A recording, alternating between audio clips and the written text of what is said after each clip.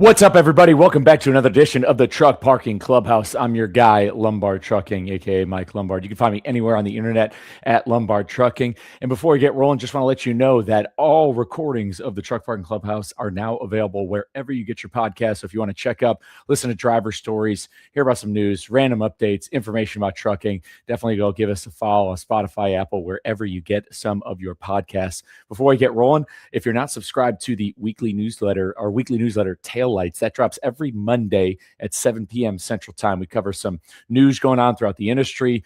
Some of our partners post. We do some market updates in there. It's a driver-focused newsletter. You go to newsletter.truckparkingclub.com to go and subscribe to that. We cover some great news going on. Big time $600 million verdict getting slammed down on mega brokerage C.H. Robinson. So I got some details going on in there. And then this is the earliest I can give you a warning where, we're about less than 6 months out, but I-70 going through Kansas City, a major section of I-70 is going to be closed for most of 2027.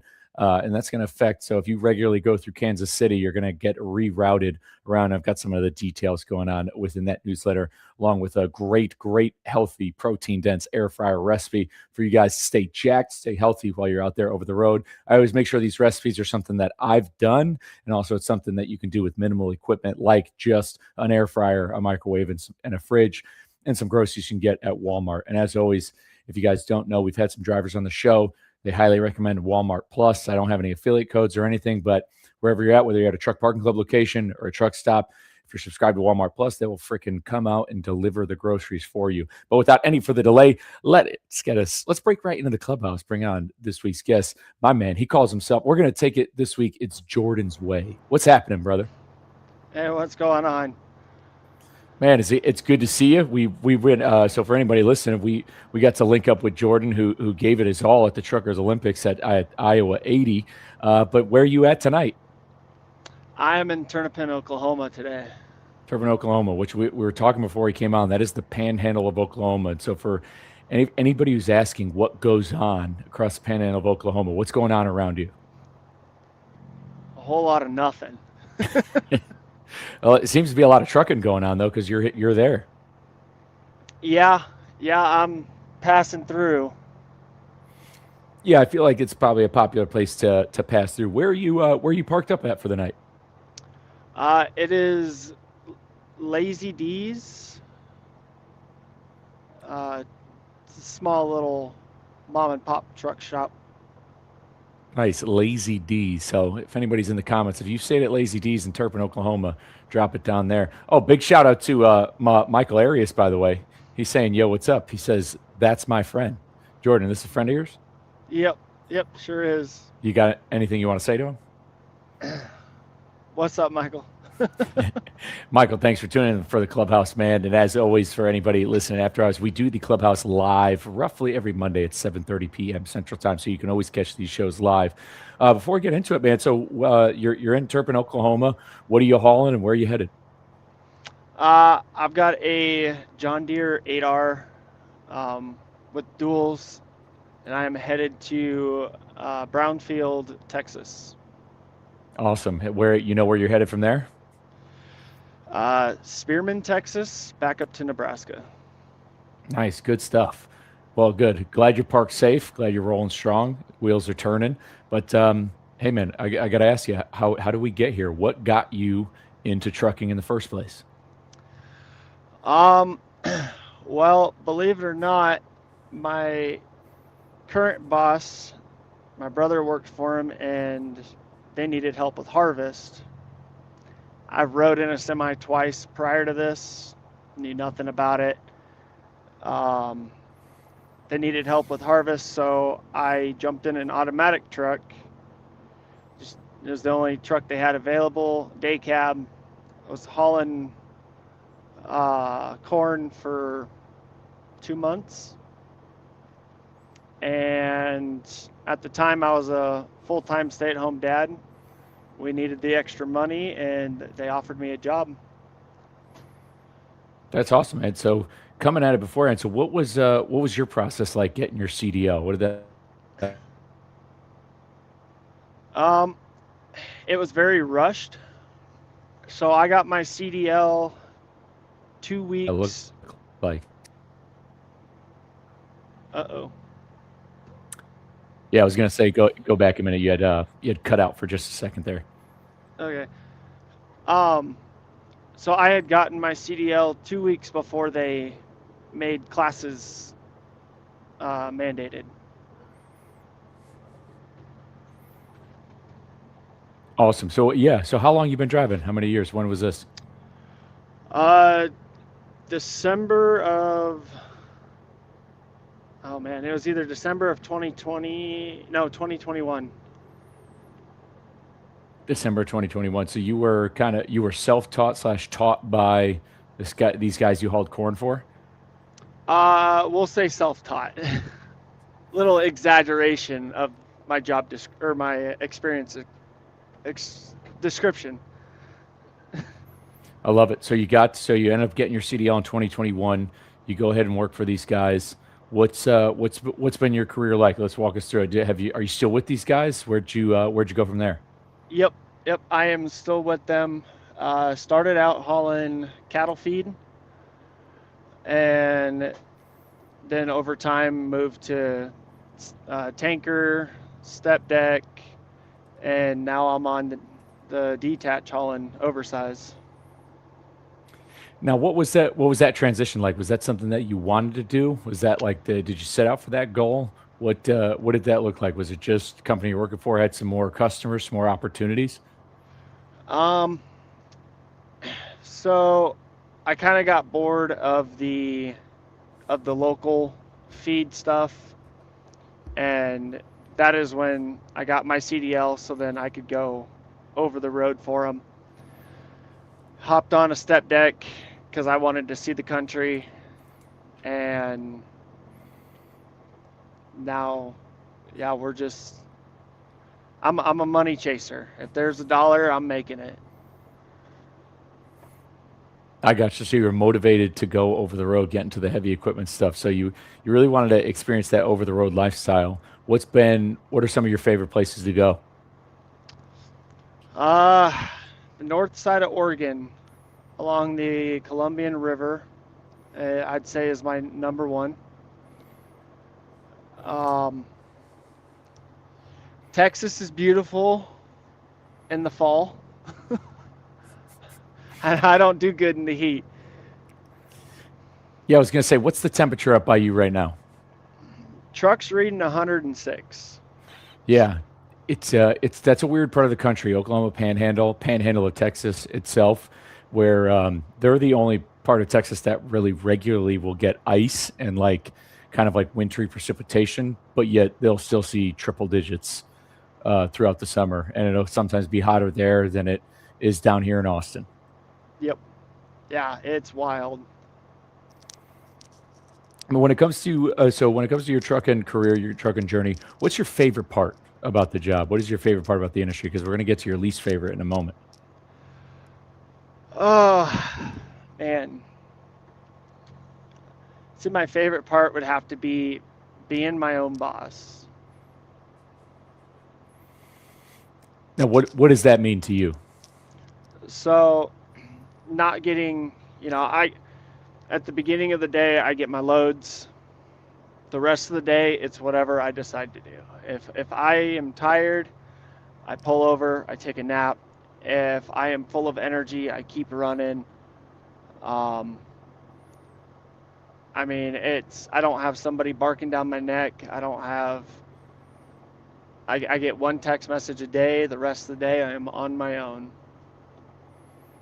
Yeah, so you love that little hands-off thing. So I've got to ask you, if you had to say you had to hang up the keys today, where would you go to have that same sense of independence? What do you think would be the next move? I know I'm kind of putting you on the spot here. I've never really asked that question before. It might be a new set I do as I bring the partners on as a little revisit. But yeah, if you had to hang it up today, where do you think you'd go?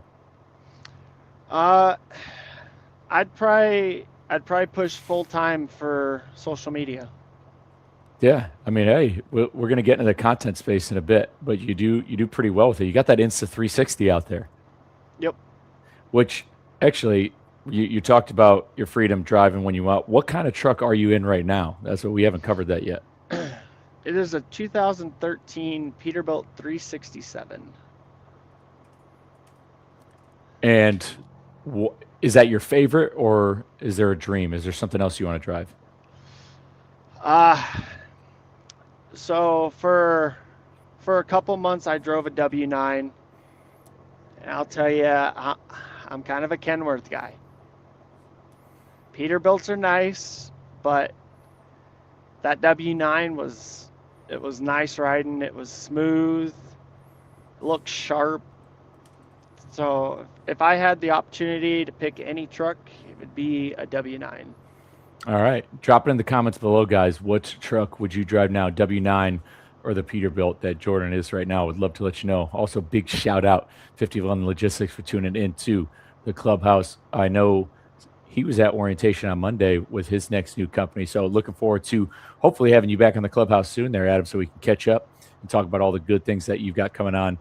Mike disagrees with you, by the way. He says Peterbilt is life. Do you agree, disagree? I Peterbilts are nice. They are. um, this one's kind of the same as like a early 2000s 379 as far as the interior. I just I don't know. I like my long hood. I love it. Daniel Acevedo, he 100% agrees with you. He says W9 all the way. So I love it. Yeah, we might have to run that poll in the next Taillights newsletter, which if you go to Taillights right now, I put a heavy hitting poll in this week's newsletter on who has the best roller dog, by the way. So be sure, drivers, if you haven't checked that out, go check it out. But Daniel Acevedo says W9, which I'll put you on the spot right now. Who do you think has the best roller dog? Want me to break your heart? Yeah, hey, it's not going to bother me none. I've never had one. Oh, actually, see, the thing is low key, and for anybody who knows me and has followed along with me for the past several years, that makes me, that makes me feel good. That means you're not having a roller dog. That means you might be choosing a healthier option. We do talk about health and fitness a little bit here on the Clubhouse. Like we were talking to Sean last week. Big shout out to Sean. He did his 30-mile unicycle ride yesterday for charity. But hey, man, it's never too late to try one in case you want to. But yeah, your heart and your body could be better off without it. But again, I don't like to tell people what to do. But all right, so we have a no vote. First one I've heard. But for the rest of you guys, feel free to cast your vote in this week's survey. Kind of shifting gears a little bit. You went from doing local stuff to going over the road. When you went over the road, what's the first thing? Because you got your CDL in 2021. What was parking for like you over the road? Did you run into any issues? What was that experience like, knowing that you weren't going home at the end of the day and you knew you had to find a place to go?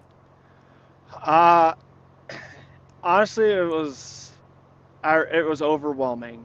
Um, Nobody prepared me for what parking was like. Back then, it seemed like there was 1.5 million trucks at every truck stop. I I remember getting to a truck stop at like 10 o'clock at night. Every spot's taken. There's 15 trucks over by the entrance in places that aren't stalls. I ended up just going to a on ramp. Really? So night one, you spent on an on-off ramp. Yep. All right. Yeah, we got to get that on the record. So you heard it here first. If anybody in the LinkedIn crowd or anywhere else doesn't believe us when it comes to the ramp parking, you heard it. Night one over the road, on-off ramp. There we go. So when was the first time you had heard about us at Truck Parking Club? The first time I had heard about you was in 2024. In 2024, I was down in it was a town south of Wichita, and pulled into the truck stop, and I seen Truck Parking Club tags in all these spots. And at that time, I wasn't making much money, didn't know what it was, but I took a picture of it. And that next day, we'll just say when I was taking my 30, I looked it up, and that is when I actually found out about you guys, and then ended up using it. It wasn't long after. Yeah, I was gonna say what was one of those spots you had stayed at, if you remember. If not, it's not a big deal. That I that I don't remember. All right, man. Sometimes the days can blend together. I can't remember at every single place I parked every single day either way, but I'm glad it's. I mean, as long as it's worked out for you and you haven't had any issues, um, it's a tool for the tool belt. So in Wichita, when you had found out about it, were you out of hours or were you looking for you were just looking for a place? Um, I was actually I was running with somebody else, and they were tired, so it was just the next place with parking that we ended up pulling off at, and Good. didn't even know. There we go. So found out of it the old fashioned way. No internet, no nothing, no social media. I do have a question for you though, because we have a gentleman on Instagram right now. He has a property. He's looking to bring online. You as a driver, what kind of amenities are you looking for? Either when you're going to park at night, or if you're using a truck parking lot spot, what are some amenities that you're looking for? For when you're parking overnight or taking a 34-hour reset. So for an overnight, I would at least prefer some sort of bathroom. Um, there's drivers like me who we run all day and night, and we may stop at an on-off ramp for our 30, and at the end of my day, it hits me. I've got to go to the bathroom, um, and so I'd say 100% at least a bathroom. Some people say showers. I don't. For depending on the location, um, a shower would be nice, but it's not a necessity. Yeah, I'd have to. Uh, Yeah, I think that I'd have to agree with that there too. For the gentleman asking 420 Products USA, shout out, tuning in on Instagram. Just having the portage on out there would probably be my number one, just in case I got to go number two. hmm well, not only that, but nobody wants to catch a charge because there's no bathroom on a property. Yeah, last thing you want to do is have somebody watching you take care of business. Yeah. Um, and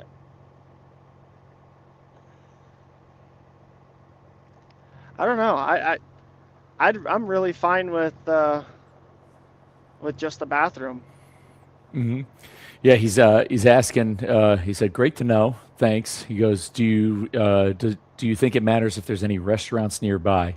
Yeah, is that? I mean, yeah. What does it look like out there? Are you cooking yourself, or would you prefer when you park at night to have some food options near you?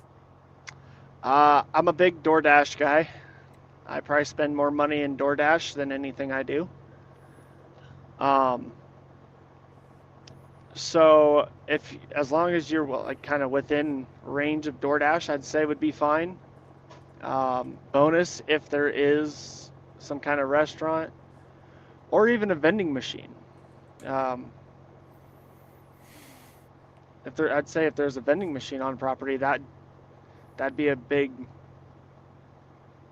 bonus for both parties. Yeah, absolutely. I'd say, just like I said, as we were rolling the clubhouse, getting Walmart Plus, having just having like Uber and Lyft in your area. If Uber and Lyft is in your area, probably Uber Eats and DoorDash is as well. So that makes sense. Another question out there. I wanted to get this on the record. Gentleman was asking, are gates important to drivers? I'd say, and I'll have you answer this too. But I responded to him in the comments saying that. Yeah, a lot of drivers we talk to at show do want fence gated lights, security lights. It really, especially just if they're parking at night. But you have a lot of drivers who do utilize, who need someplace to park when they go home. They could have a high value load. Their company may require it. There are a lot of companies that would, when their trucks go home, they need to be in a secured lot. Or if the load is worth money. And we talked to a lot of female drivers out there who also want some fence gated lights. Another gentleman asking, what about minor truck work like lights, airbag repairs? Some of our locations, it'll say it right under amenities that you're able to do light repairs yourself. Some of our properties are repair facilities, and they host, and you can find those if you cycle amenities throughout our app. But yeah, for you, U-Haul flatbed step deck. Are you required to be parked anywhere safe that has that's safe and secure when you're out there, depending on what you're hauling? So, some military loads um, are required to be under surveillance when parked. That's that's kind of the only thing I've ever needed load wise, as far as cameras. Now, I do have I do have a family, so any bit of security is more easing for the family, um, whether it's gated or at least has cameras. So if something were to happen, God forbid, there's at least some closure. There is fighting evidence as to um, or trying to find anybody who had done anything. Yeah, 100%. I would say cameras, if anything, are always valuable. So even if the property isn't fenced, or if you're a property owner who, yeah, you don't have a fence or gate or security on your property, cameras are not only going to protect your customers, which are drivers, but it's going to protect your own property. And if you own a property you don't live at, you definitely want those cameras there, just for all liability reasons. I mean, you could have people who, again, people may come park on your lot who didn't book through the app or whoever, and you're wondering how these people got there. So I mean, cameras are always good for anybody. Big deal to have separate entry exit curb cuts, or okay to just have a hammerhead turnaround? I'd say that's up to you and your property. I'd say having an enter and exit is probably pretty good. But that is all up to you. Great questions for our property team. I'll definitely send you a message out there on how you can get a hold of our property team. And to gentlemen on YouTube leaving a comment about locations in Florida. Yes, we've got a lot of property in Florida. We're always adding some on there. You can check out all of our locations at truckparkingclub.com or download our app today. Getting into it. Now, I already asked you what your favorite part about the industry is. What is one gripe you have with the industry? What is an issue that you have that you're like, man, we need to fix this? Um, I know everybody's thinking fuel prices, but I would say probably being fair. A lot of truck drivers are taking advantage of, thinking that they make $200,000 a year, um, when in reality we have a lot of expenses. We don't. Not all of us get to cook a $3 meal every night, eat 3 times a day. Um, we spend a lot of money on the road, and I think that truck drivers should not necessarily get discounted, but truck stops shouldn't be tripling the prices, it seems like, of everything. Yeah, so you're over or breaking it down, essentially the price of goods and services at typical places whose customers are drivers is priced a little too high. Yeah. Yeah, absolutely. That's exactly why I did. It's off the beaten path. It's sometimes not convenient, but it's why I did the bulk of my shopping at Walmart. And people can have their opinions on Walmart, but you just said it.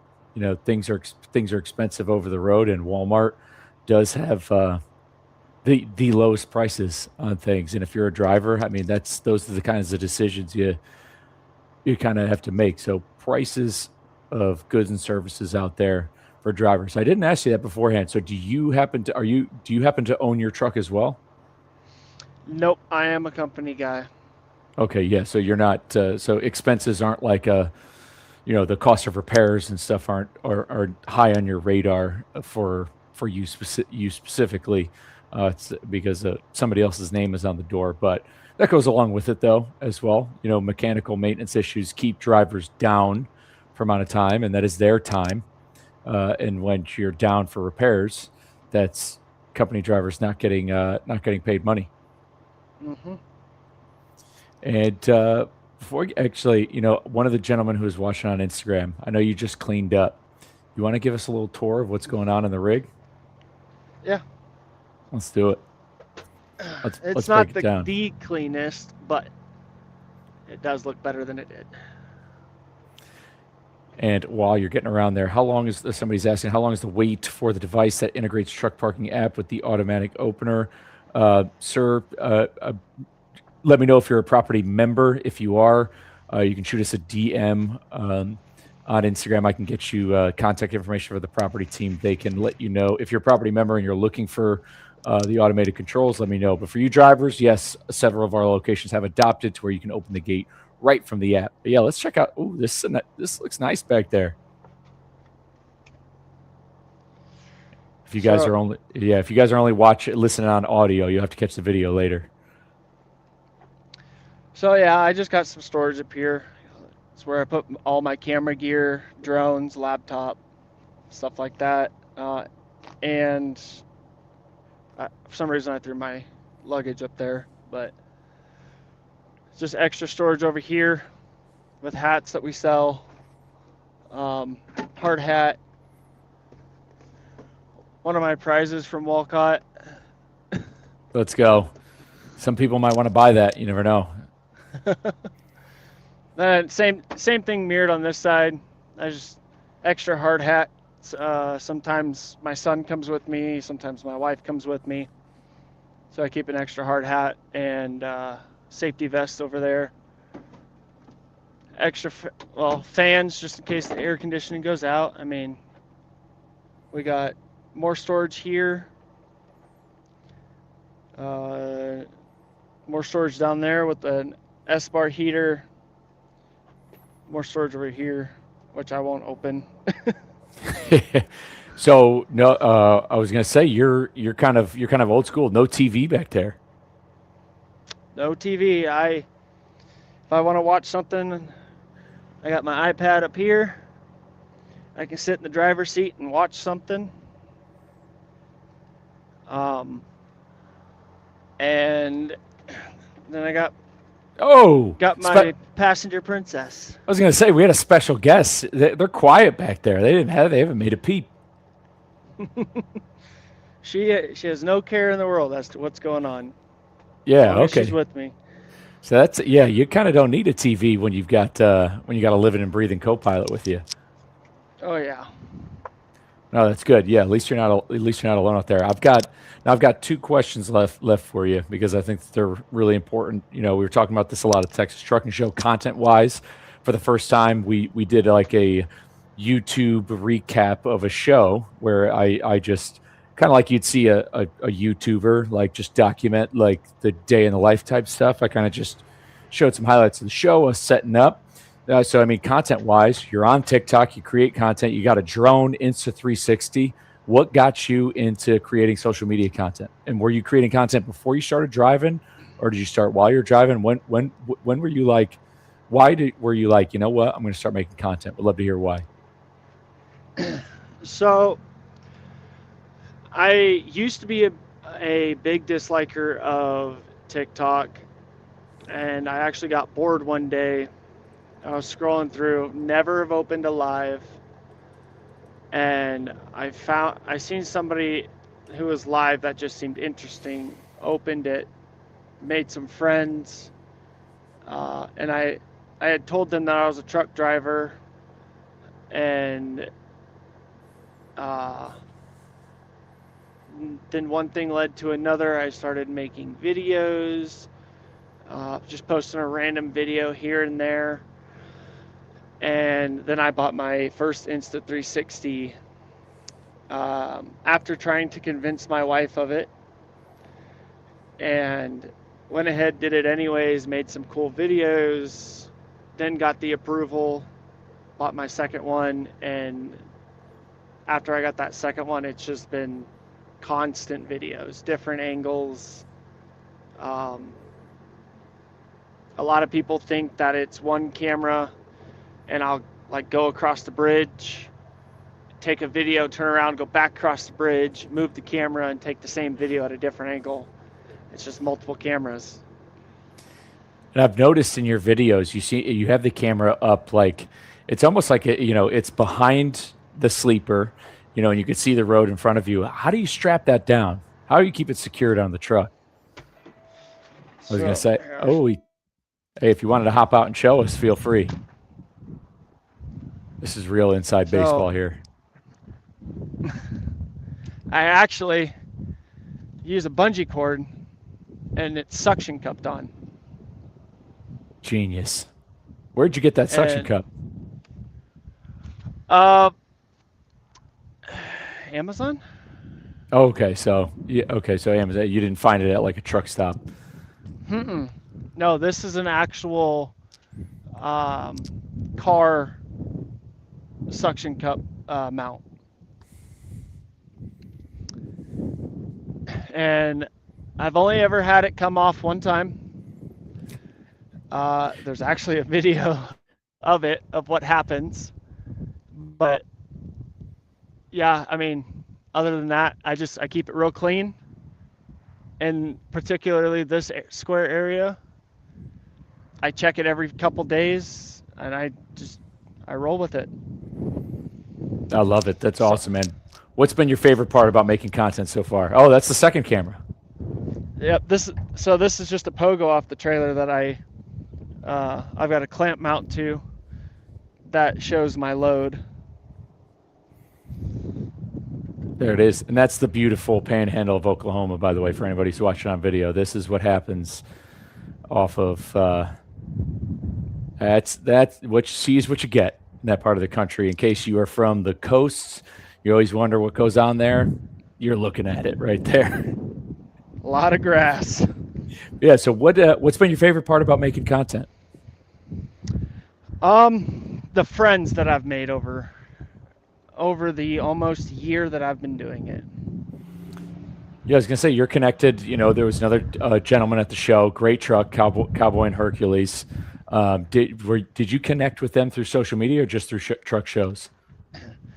I actually met him, or I seen him live one day, and I asked him. This was when I was driving the W9. Asked him if we could do some rolling photos together, and then if I could take some of him, and he said absolutely. We set a time. We had a lot of fun, and just kind of been brothers since.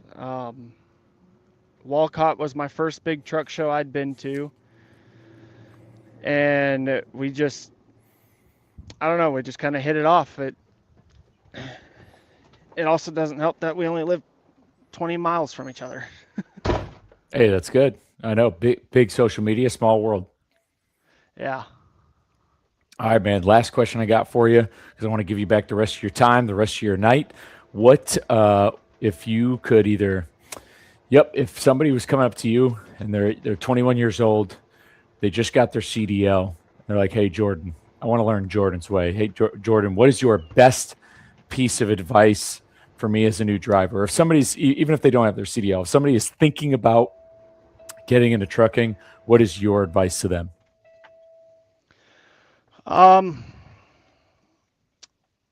Don't take everything to heart. Definitely watch what you say, because there are people out here who will ask you about your loads and ask you about where you're going, where you came from, who your broker is.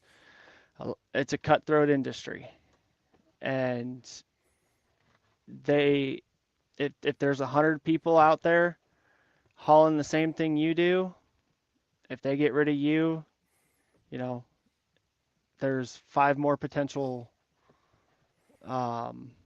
loads that they can haul. So it's definitely make your friends, but pick and choose what you talk about. And as far as driving, loosen up your grip. Loosen up the That's grip. Yep. I've had a lot of people come into my lives and ask that same question. They're nervous. They panic going through places like Chicago or Dallas or Indianapolis, the Twin Cities up in Minnesota. Sitting there, I mean, if you got that grip on that wheel, you're stressed. Loosen your grip, slow down. It's not going to hurt to go 10 miles under the speed limit if you're, especially for new people. No life is worth taking. No load is worth taking a life or losing a life. There we go. Wise words, brother. So have some OPSEC, that's Marine Corps for Operational Security out there. Watch what you're talking about, who's around with what you're talking around. And hey, loosen up, ease up. Yeah, that could be a big fear. I got when I driving it to Iowa, and that was my second time driving it. Drove it to Shell Super Rigs, then to Iowa 80. I was there's some give in that steering wheel, and there's some times where, but eventually, I'm able to loosen up on it. It's a little bit more easygoing as you get used to it. But the truck itself doesn't like to go over 57. The sweet spot's 57 in that cab over, and it can be very embarrassing going that slow in the right lane on a highway. Luckily, it is a cab over; it gets good attention. So the fact that we are going slow, it helps. But I remember the first time I did get behind the wheel, learning how to shift in a manual transmission. Oh, we got tunes. Learning how to shift it, and figuring that out, and popping a splitter and moving the shifter over. We're on public roads up there in Killeen, Texas, and you think that you're going to cause an accident, but you learn really quickly that because you're so big, people actually just avoid you or do anything to get around you. So, wise words on loosening the grip. But hey, man, before we sign off, where can the people find you and follow along with your adventures? So it's Jordan's Way on TikTok and Jordan's Way on Facebook. I just recently started the Facebook. Awesome. So just Jordan's Way, Facebook and TikTok. And if anybody's got questions, can they slide in your DMs or what? DMs are open? Yeah. Awesome, man. Dude, I want to appreciate you coming onto the Clubhouse. Again, it's first time, not last time. We'll bring you back on here soon. Maybe we should get Cowboy and Hercules up here, and we can chop it up one of these Mondays, one of these clubhouses. You'll have to send them a message for us. But I'll give you back the rest of your night. For anybody else watching who's tuning in, again, we rock the Clubhouse typically every Monday night, 7:30 p.m. Central Time. We rip it live, but it is available wherever you get your podcasts. If you've been listening for the past 39 minutes, Jordan is a gentleman who's very passionate about this industry. He cares about it. He wants to leave it better than he found it. That is exactly what we do at Truck Parking Club. We want to help leave this industry better than we found it, which is exactly why we work with existing property owners, so that way drivers can save time and fuel by instantly reserving truck parking at truckparkingclub.com. If you need parking tonight, again, Jordan's got you. It's on him. Use that promo code Jordan20. It'll get you $20 off your next booking. But with that, guys, stay safe, and let's keep the hammer down.